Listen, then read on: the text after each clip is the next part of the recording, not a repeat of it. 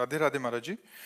महाराज जी, जीवन में कई बार परेशानियां आती हैं तो लगता है हमने कभी किसी का बुरा नहीं किया, फिर ये सब क्यों हो रहा है? अगर ये पिछले जन्मों का है तो इस जन्म में कर्म क्यों फल मिल रहा है इसका मतलब? क्यों? फसल आपने बोई है तो काटना आपको ही पड़ेगा, कोई दूसरा थोड़ी काटेगा। आज कत्ल करता है, 10 साल मुकदमा चलता है, 20 साल की सजा होती है। कानून व्यवस्था है। ऐसे ही हमारी भागवतिक कानून व्यवस्था है। भीष्म जी सरसैया पे पड़े हुए हैं और भगवान से कहते हैं कि मैं 70 जन्म तक देख रहा हूं अपनी दिव्य दृष्टि से, मैंने ऐसा कोई पाप नहीं किया जो मुझे ये दंड मिले कि 6 महीना बाणों की सैया पर। तो भगवान ने कहा 100 के ऊपर चलो। एक बार आप राजा थे और एक सांप को उठा करके बबूल के पेड़ में बड़े बड़े कांटों में ऐसे डाल दिया और वो 6 दिन तक तड़प तड़प करके मरा।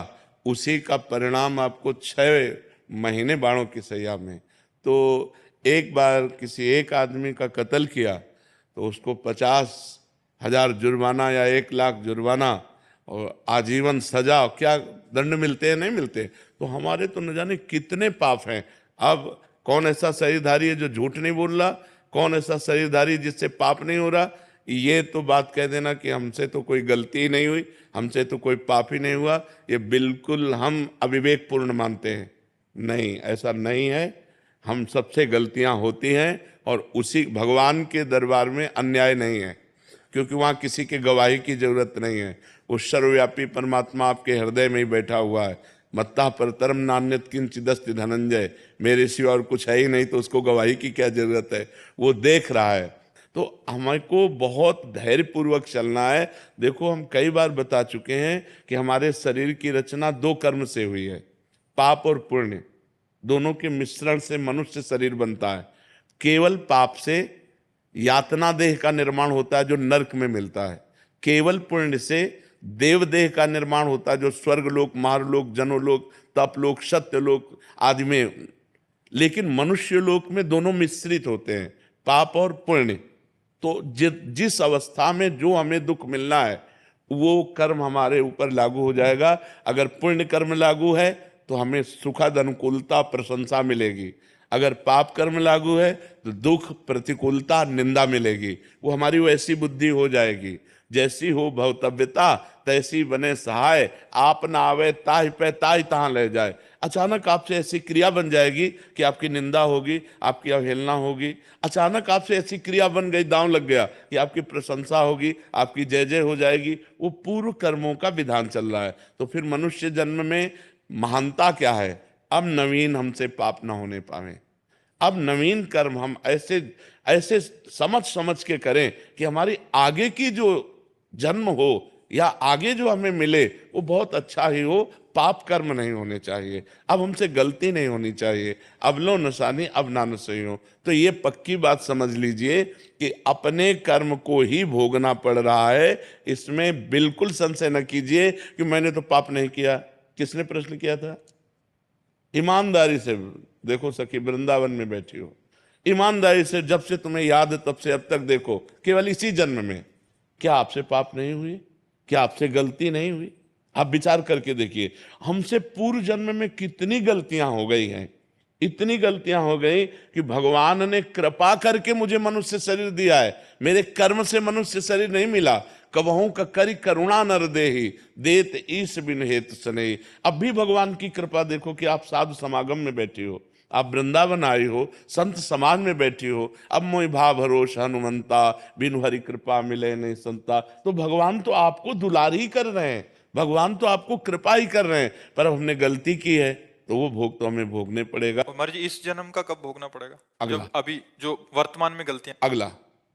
और ऐसा भी हो सकता है कि इसी जन्म में भी उसका दंड मिल जाए।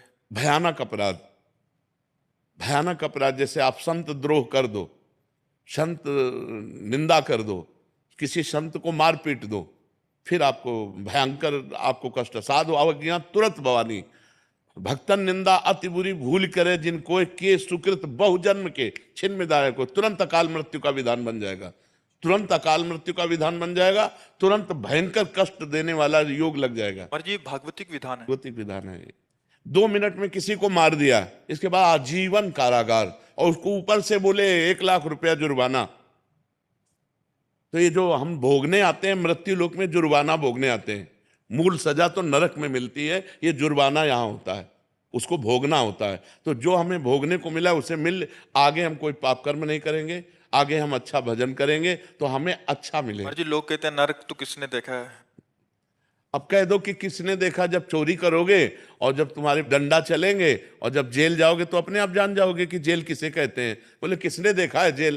तो तस्मात् शास्त्रम प्रमाणम ते कार्य कार्यो व्यवस्थित हो, शास्त्र जो कह रहे हैं वो सत्य है, वो असत्य नहीं है।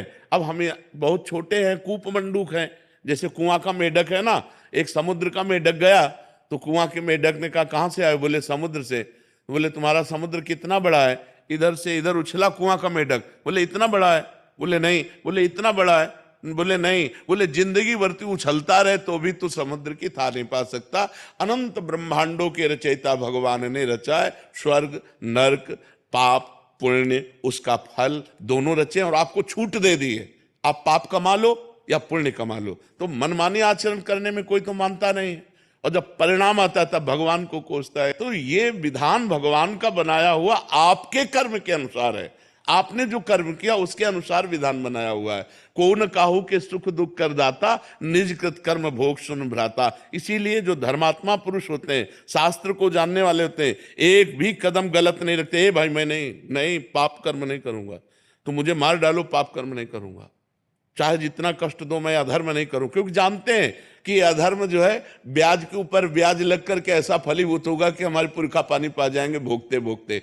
तो ये भगवान का गलती थोड़ी है कि यार एक को तो इतनी सुख सुविधा दे दी, एक को इतनी दुख दुविधा दे दी। नहीं, दोनों के कर्म हैं, उसने कर्म किया उस जगह पहुंच गया, उसने कर्म किया इस जगह पहुंच गया। एक बार राजसूय यज्ञ में एक चीटा एक दाना लेकर के चावल का, और एक टांग टूटी हुई थी, 3 टांगों से बड़ी मेहनत से चल रहा था। अर्जुन जी ने देखा, भगवान से कहा सर्वलोक महेश्वर श्री कृष्ण, क्या इस पर कभी कृपा नहीं होगी? ये बेचारा चीटा एक चावल के दाने को बड़ी मेहनत से ले जा रहा है। तो भगवान ने कहा तुम्हें पता नहीं मुझे पता है, ये 14 बार इंद्र बन चुका है।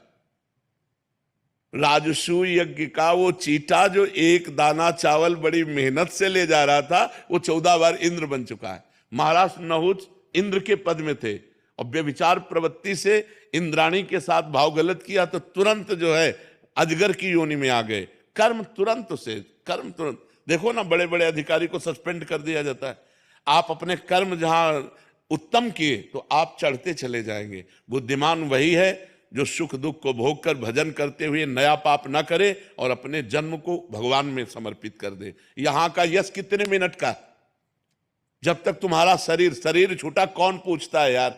तुम चाहे जिस पद में हो और चाहे जितने बड़े यशस्वी हो, तुम्हारे मरने के बाद यहां जब भगवान का नाम नहीं ले रहे लोग तो तुम्हारा नाम कहां से लेंगे? और तुम्हारे साथ जाएगा क्या? यहां का बैंक बैलेंस, यहां की वाह, यहां की तुम्हारी पत्नी पुत्र परिवार। अरे जब देह नहीं जाएगा तो तुम्हारे साथ कुछ नहीं जाएगा। दुनिया में लाखों का मेला जुड़ा, हंसा जब जब उड़ा तो अकेला उड़ा। उसे अकेला भोगना पड़ता है, फिर नई योनियों में जाकर के दुर्गति भोगता है। इसलिए होश में रहो, जो पूर्व पाप का कर्म है उसे भोग लो हंसते हुए, आगे कोई पाप मत करो, नाम जप करो और अच्छे आचरण करते हुए विजय को प्राप्त हो। परमात्मा ने तुम्हें खेती दे दी और बीज दे दिया, अब बोते क्या हो ये तुम्हें देखना है। खेती दे दी भारत भूमि में मनुष्य शरीर, बीज दे दिया तुम्हारी बुद्धि। पाप कर्म बोते हो या पुण्य कर्म बोते हो? अब बम्बुल बोओगे, दाग छुआरा खाना चाहोगे तो बेवकूफी होगी। गन्ना बोओगे तो गन्ना मिलेगा, बम्बुल बोओगे तो बम्बुल मिलेगा। अवश्य में भोक्तव्यम कृतम कर्म शुभाशुभम। या मनमानी आचरण करते हैं, इसके बाद भगवान को दोष देते हैं। नहीं भाई, बहुत संभल करके करो, फिर देखो आपको आनंद आता है कि नहीं। हम अंदर की तुम्हें बात कहते हैं, यदि तुमसे पाप कर्म ना हो तो आप देखो आप सुख में ही डूबते चले जाओगे। लेकिन मनमानी आचरण करते हो, पाप करते हो, जब उसका दंड आता तो भगवान को कोसते हो। भगवान एक सर्व समर्थ पिता है जो तुम्हें दे दिया, अब तुम उसका बर्ताव क्या करते हो अपनी श्वासों का, अपनी बुद्धि का, ये तुम देखो। अपनी श्वासें और बुद्धि गंदे कामों में लगाओगे, बोले सफाया करवा दिया, गर्भ गिरा दिया। अरे इतनी हमारे वैज्ञानिकों ने व्यवस्थाएं रखी है कि आप वहां तक पहुंचो ही मती। जब गर्भ आ गया है तो उसको नष्ट करो ही मती। वो भगवान का जीव अंश है। अब आप उसकी हत्या करोगे, उसका दंड मिलेगा कि नहीं मिलेगा? और जब दंड मिलेगा बोले हमने तो कोई पाप किया नहीं। पराये पुरुष से व्यभिचार करोगे, हमने कोई पाप नहीं किया। पराई स्त्री से व्यभिचार करोगे, हमने कोई, हमारा शास्त्र कह रहा है ये व्यभिचार है, ये पाप है। जिस स्त्री को स्वीकार करे आजीवन उसी पर ही अपने जीवन को निर्धारित रखे, किसी दूसरी स्त्री से सहवास न करे। एक स्त्री जिस पति को स्वीकार करे उसे भगवान मान करके आजीवन निर्वाह करे। ये हमारे भारत की पद्धति है। हमने कभी डिवोर्स नहीं सुना पीछे, ये अभी चला है, ये जो गर्लफ्रेंड बॉयफ्रेंड इन्हीं के बाद ये चला है। नहीं, हमने कभी डिवोर्स नहीं सुना। हम अपने बचपन में कभी ये नहीं सुना कि उनकी पत्नी ने उनको डिवोर्स दे दिया या उनके पति ने, कभी नहीं। आजीवन संबंध निर्वाह करना ये हमारे भारत की पद्धति है। भारत है, विदेश नहीं है कि आज इसके संग कल उसके संग, ये नहीं। यहाँ धर्म की मर्यादा है। ये परम पवित्र देश है, जहाँ गंगा यमुना और रामकृष्ण के अवतार होते हैं, वो ये पवित्र देश है। तो ये हम कभी भगवान पर आरोप न लगाएं कि उन्होंने हमें दुख क्यों दिया, संकट क्यों दिया। ये हम आपसे प्रार्थना करते हैं